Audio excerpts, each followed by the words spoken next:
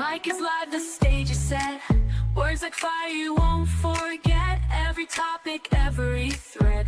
Living stories in your head. Diving deep, let's take control. This podcast is your soul's console. Turn it up, feel the beat ignite. Conversations flowing bright. In your ears, day or night. This is the sound that feels so right.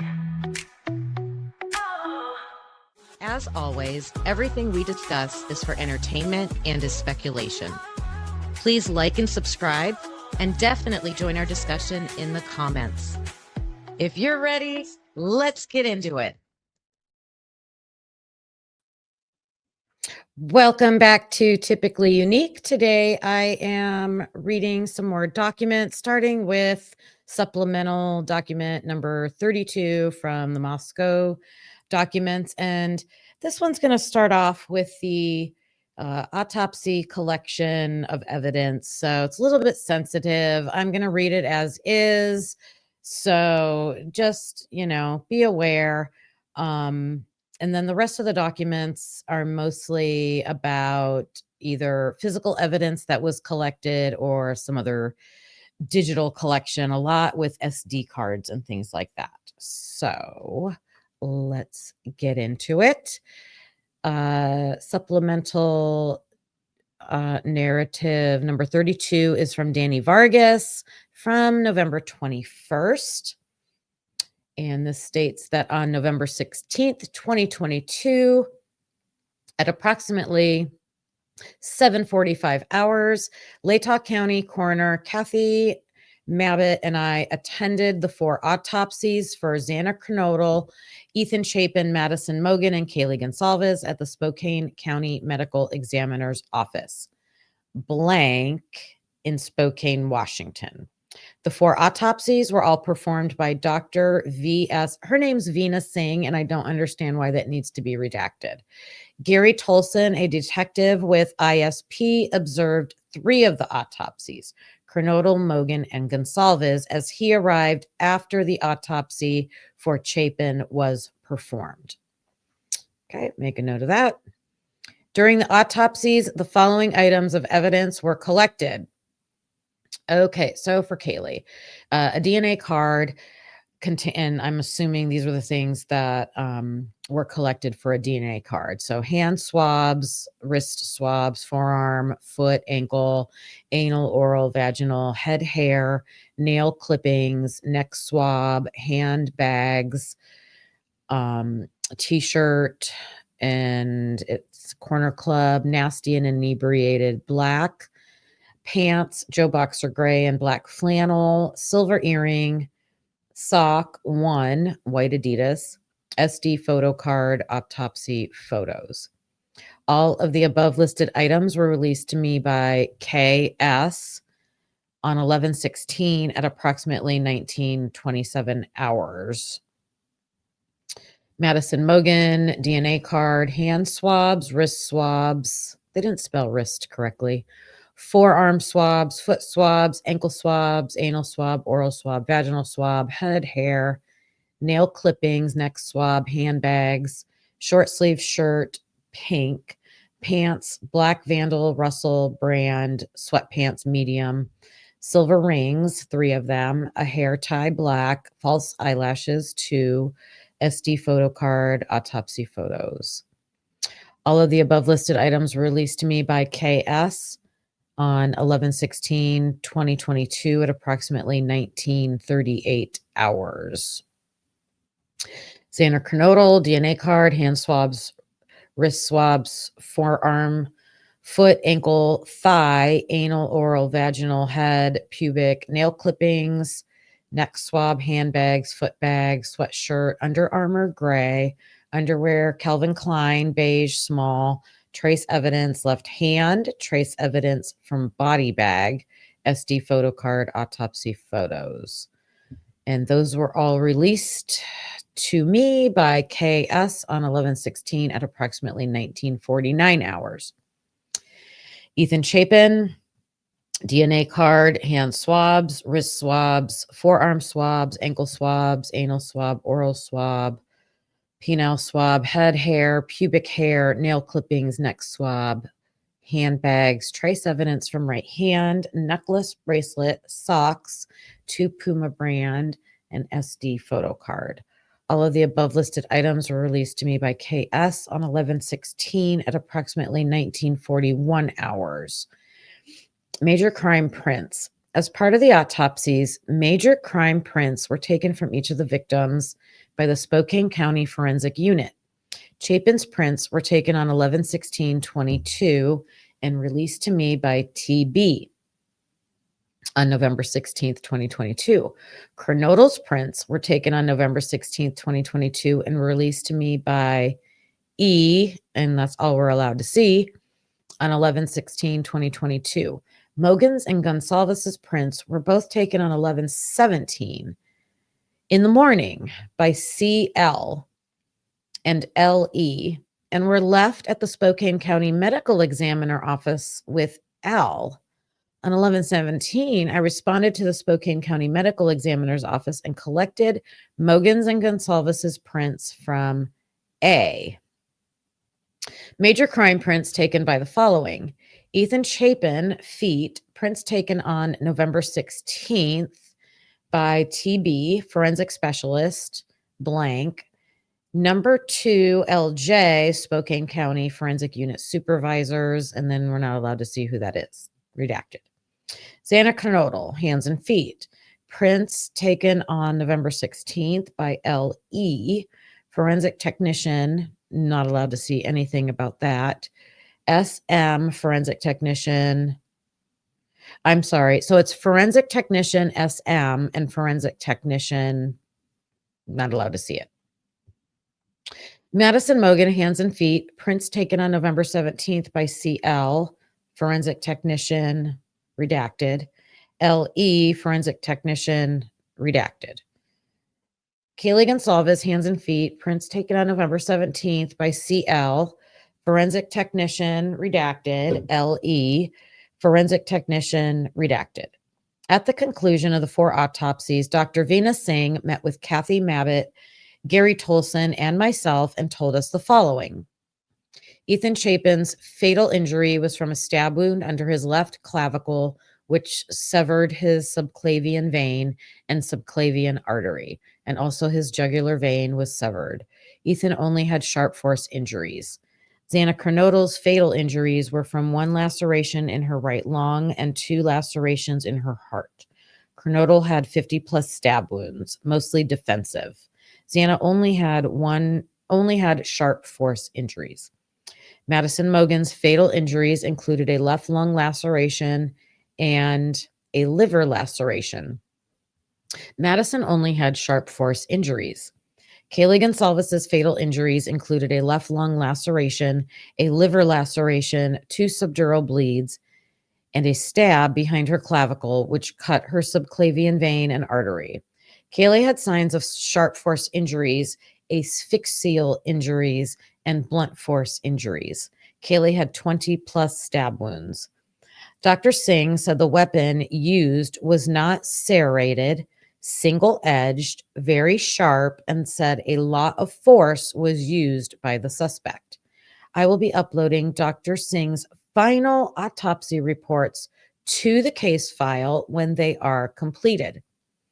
On November 16th, 2022, at approximately 19:55 hours, I drove from Spokane County Medical Examiner's office to the FBI office, located at blank Coeur d'Alene, Idaho, and met with Special Agent Bryant Gunderson. Several of the clothing items collected during the autopsies were still wet and needed to dry in evidence dryers overnight. S.A. Gunderson and I placed the following items in 2 separate dryers, dryer 1 and dryer 2, in their evidence room, and I released the items to S.A. Gunderson. S.A. Gunderson signed for the items on November 16th, 2022, at approximately 21:02 hours. The items belonging to Gonsalves and Mogan were placed into dryer 1, and the items belonging to Kernodle and Chapin were placed into dryer 2. So dryer 1, Kaylee Gonsalves, handbags, t-shirt, pants, sock. Madison Mogan, handbags, short sleeve shirt, pants. Dryer 2 was Xander Kernodle, handbags, foot bags, sweatshirt, underwear. Ethan was handbags, socks. I transported the remainder of the evidence items back to MPD and placed them into the evidence fridge in the MPD evidence room. On November 17th, 2022 in the morning, I drove to the FBI office located at blank Coeur d'Alene, Idaho, and met with Special Agent Bryant Gunnerson. I removed the dried items from dryer 1 and dryer 2 and packaged them back into their original bags. Along with the items, I turned over to S.A. Gunnerson on November 16th, 2022. I collected 2 additional items from S.A. Gunnerson. One bag, which contained the drop sheet, filter, and security tag from dryer 1, and one bag, which contained the drop sheet, filter, and security tag from dryer 2. S.A. Gunnerson released the items to me on November 17th, 2022 at approximately 11:28 hours. I transported these items back to MPD. On November 17th, 2022, I worked with TS, MPD evidence technician, and booked in all of the items collected from the autopsies into MPD evidence. And that was reviewed by Dustin Blaker.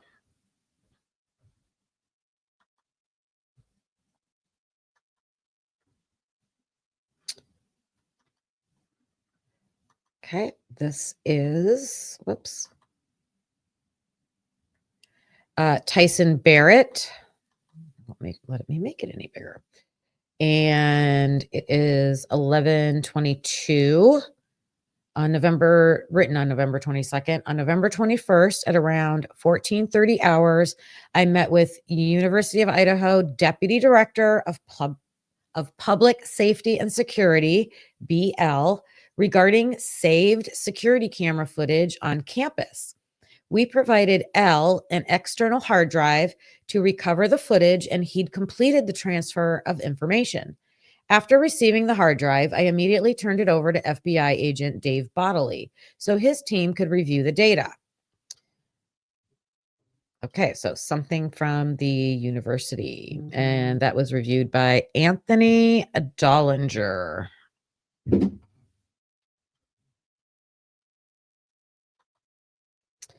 This is report number 34, John Rosinski on November 22nd. And on November 21st, 2022, I was asked by Detective Adams with the Idaho State Police to book 2 cigarette butts into evidence that he collected. Detective Adams brought the 2 cigarette butts to the Moscow Police Department evidence room, where I watched him place them into 2 separate ISP envelopes. I sealed the envelopes with evidence tape and signed the tape for both. The chain of custody was filled out on both envelopes. I booked the 2 envelopes into MPD evidence and requested they be sent to the state lab. I took photographs of the cigarette butts and attached them to this case file. I wonder where those cigarette butts came from. Maybe that'll be in another report. This was reviewed by Hathaway.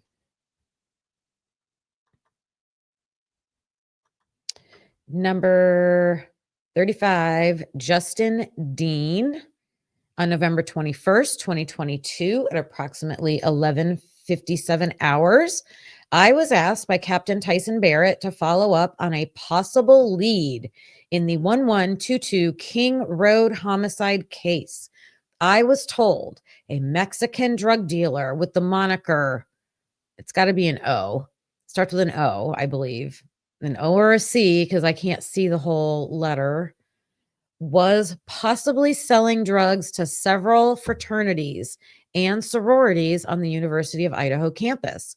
I told Captain Barrett I would contact several of my contacts to see if anyone knew of O. At approximately 12:04 hours, I began contacting my fellow Quad Cities Drug Task Force detectives, Brett Damon, Colby Martin, and Bryson Ace. None of the detectives had heard of a O. selling cocaine in the Quad Cities. At approximately 12:11 hours, I reached out to Bureau of Alcohol, Tobacco, Firearms, and Explosives Special Agent TJ Wahira out of the Spokane, Washington office. Reference O. S.A. Wahira hadn't heard of O, but said he would reach out to the other agencies in the area about him.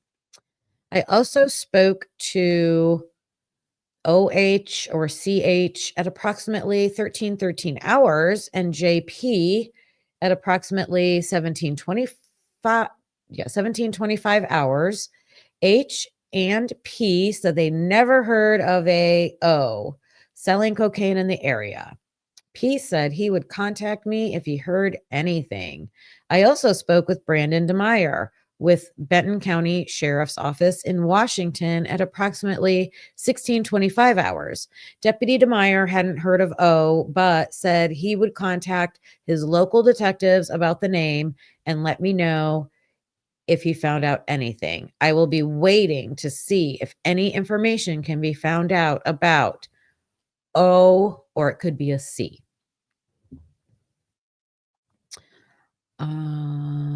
That was reviewed by Captain Barrett.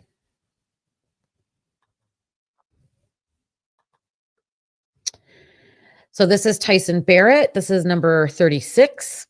On November 22nd, 2022, at about 11:20 hours, I met with LE at the U of I Office of Civil Rights and Investigations. I provided E with a new USB storage device to which she saved documents pertinent to the investigation. On 11:22 at about 11:30 hours, I met with FBI agent Alex Skelton at the police department. I gave Agent Skelton the USB storage device containing the documents E provided. So they're giving a USB storage device to the Office of Civil Rights and Investigation. That's interesting. And that was reviewed by Anthony Dollinger. This is John Rosinski, number 37. On November 23rd, Agent Alex Skelton with the Federal Bureau of Investigations requested files to be picked up from the Office of Civil Rights and Investigations. Agent Skelton provided me with 2 thumb drives, HP and SanDisk. I transported the thumb drives to OCRI, where I met with LE, Deputy Director of OCRI. E downloaded files onto the SanDisk thumb drive. Once complete, E gave me the SanDisk thumb drive, and I transported both thumb drives back to the Moscow Police Department. I returned both thumb drives to Agent Skelton. So they picked up the disk from the Office of Civil Rights. They took it to OCRI. And I don't see that. Office of Civil Rights. I have to read this again. Agent Alex Skelton. So let me just read this again. Agent Alex Skelton with the Federal Bureau of Investigations. So Agent Alex Skelton from the FBI requested files to be picked up from the Office of Civil Rights and Investigations. That's OCRI. Agent Skelton provided me with 2 thumb drives. I transported the thumb drives to OCRI.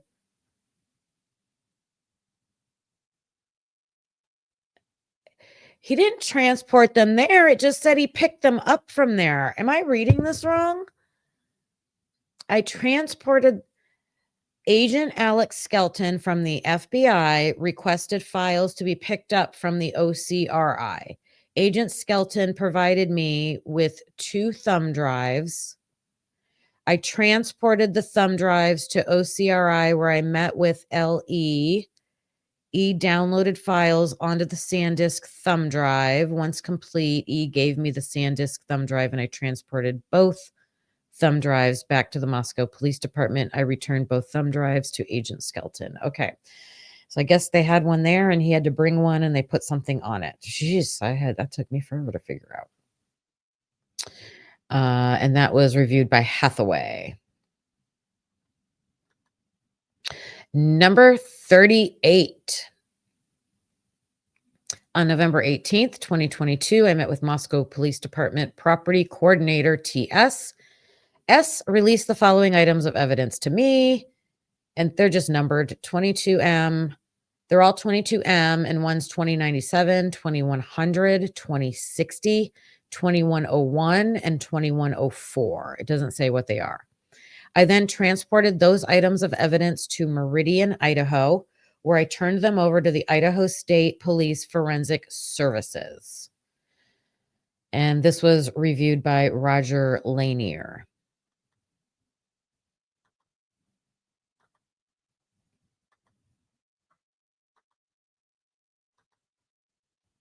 This is Lawrence Mowry, written on November 28th.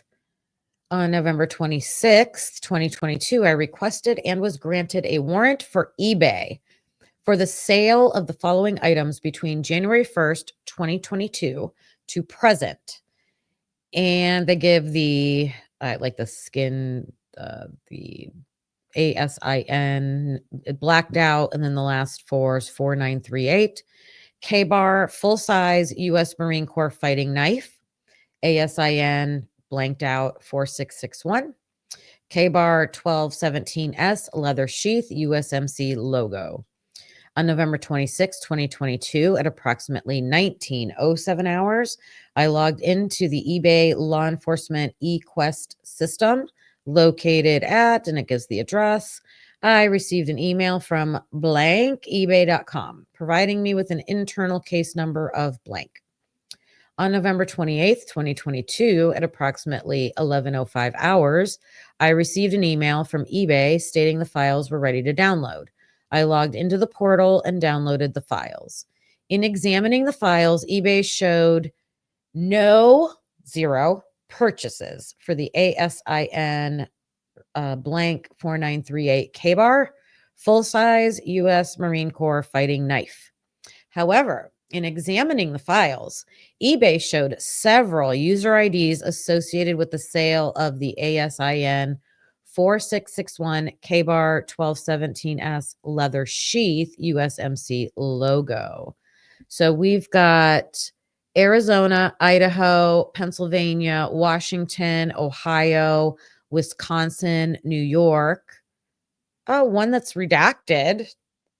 Texas, Ohio, Washington, and Arizona. So you're allowed to know all the states except for one. Good. Oh, wait a minute. So these are all United States, and this one's JP. No subscriber information, IP addresses, payment information, or customer records were provided, as these user IDs are associated with a knife sheath purchase before or after November 13th, 2022. I am requesting the assistance of the Latah County Prosecutor's Office to apply for a warrant for the following: account information for the above named eBay user IDs, subscriber information to include contact information, billing information, account opening date, account closing date, and any other information retained in connection with the identified accounts. Order details and purchase history for all transactions conducted by the above named eBay user IDs or any eBay affiliated storefront web store, including IP address information for purchase made, shipping addresses, and issuing bank card used. Payment information for payments made or facilitated by eBay to or from the above named user IDs, including payments through eBay or eBay supported platforms. All customer interaction records between eBay and the above named individuals or entities and their representatives, to include call notes, call recordings, emails, and or written correspondence. I completed the warrant, return receipt, and affidavit. These documents were sent to the Latah County Prosecutor's Office to be returned to the court. I also emailed a copy of the receipt to eBay, as this was the originating email address associated with the documents. And that was reviewed by J.W. Lawrence. All right, I'm going to end on this last one. And this is also Maori, written on November 28th.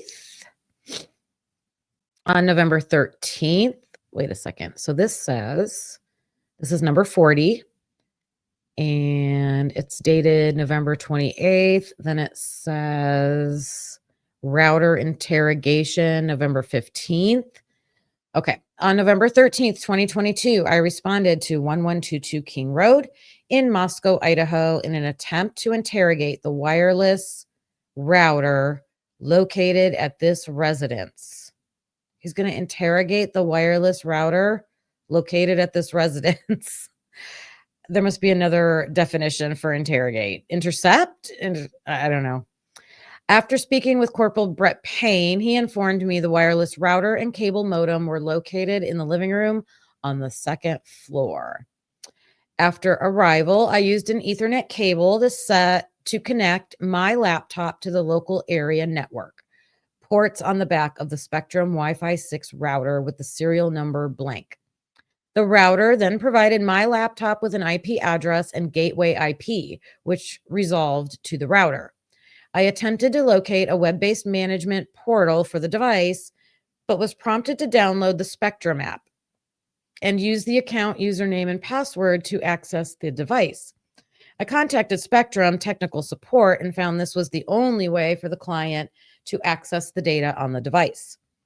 I then called the Charter Law Enforcement Response Team and spoke with a representative and tried to ascertain if Charter Spectrum could retrieve data from the router via their diagnostic portal. After several days and phone calls to Charter, I spoke with TD, the manager of the Legal Response Operations Center. Dee stated her team was working on verifying if the router hardware was able to be accessed. On November 17th, 2022, I again called Charter and left a voicemail. Dee returned my phone call and stated her technicians were able to access and download the data from the router.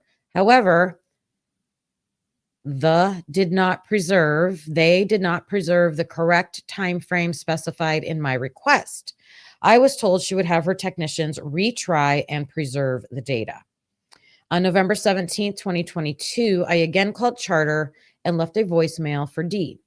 I received a call back from Dee who stated the technicians were able to retrieve the data for the time periods of September 14th, 2022 to November 7th, 2022, and November 11th, 2022 to November 14th, 2022. I was informed there was a problem with their cloud services, and that resulted in the data loss for November 8th to the 10th. I informed Dee I would be applying for a warrant and requesting that data with the legal process. From my training and experience, I know wireless routers allow wireless devices to connect to them for access to the internet or other devices on the local area network. During this process, after a device has successfully connected to the wireless router, a log of this connection and the specific MAC address, media access control, of each device is kept on the device. If a user previously selected the connect automatically setting while connecting to the wireless router, which is a common default setting, the device will connect to the router automatically without any user input. These devices would have to be in close proximity of the router to be shown on the MAC address log. The data previously stored on the wireless router located at 1122 King Road and preserved by Charter Spectrum may show individual MAC addresses of devices connected to the device. If the suspect had previously connected to the wireless router, was in close proximity to the wireless router located in the residence, this device may have automatically connected and appear on the MAC address logs. This could provide evidence of when a device was in close proximity of the router on the night Madison Mogen, Kaylee Gonsalves, Xander Kernodle, and Ethan Chapin were murdered. I requested the assistance of the Latah County Prosecutor's Office in applying for a warrant to serve on Charter for the data records preserved and stored at Charter Communications. associated with the Spectrum wireless router with serial number blank and MAC blank, and Spectrum cable modem with MAC blank and serial number blank from the time frame of September 14th, 2022 to November 14th, 2022. On November 21st, 2022, I was granted a warrant for the data preserved by Charter and served the warrant at approximately 20:39 hours via email to blank@charter.com. On November 22nd, 2022, I received an email from M stating the files were ready to download via the Charter portal. I logged into the portal, downloaded the files, and saved them to a computer in the secure forensic lab at the Moscow Police Department. I completed the warrant, return, receipt, and affidavit. These documents were sent to the M prosecutor's office to be returned to the court. I also emailed a copy of the receipt to Charter blank@charter.com, as this was the originating email address associated with the documents. And that was reviewed by J.W. Lawrence.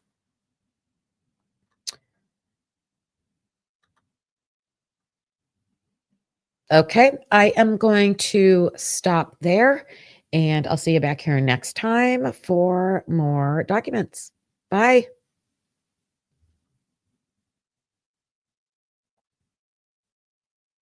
Thanks for watching, hope you felt the spark. Please hit that like before it gets dark. Subscribe, it's free and keeps us going strong. You're part of the crew now, right where you belong.